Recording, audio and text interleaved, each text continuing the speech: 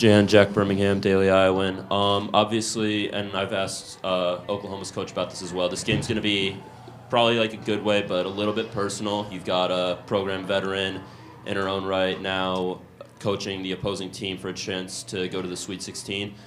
She said, obviously, all great things about you, the Iowa program. I'd assume it's mutual, but I don't know what's kind of going through your mind as you know, this is probably going to be the most like close to home matchup that you guys have played this year, except maybe Drake. So what does it feel like?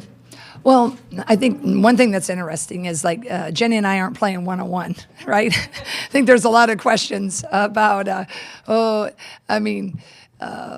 not going to say who'd win if we played one-on-one. I still got something in my bag, Jennie. Just tell her that. But I think, I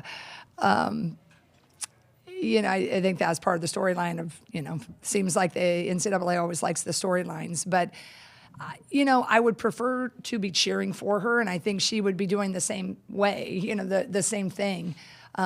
You'd like to think, I believe in our, the teams that we've coached when I was part of Lisa Bluter's staff, and what I'm continuing, I hope, is like, we have that saying, once a Hawk, always a Hawk. And I believe that Jennie really feels that way. So I think she's proud of that, but she's also an amazing coach, right? Look at the success she's had. One of the most competitive, fiery, never going to back down kids that I've ever coached, right? So she's really good. She can separate all that. She's not a nostalgic or sentimentalist. She's just going to get after it and go. But with that saying, I think she's really proud that she's from Iowa. So I think the only thing is one of us is going to have a really fun moment, right? We're going to go to the Sweet 16, and that's great. But I think exactly what she said is that I would assume it's been good, and I think it's accurate. That's the only drawback is we both would have rather been there, right?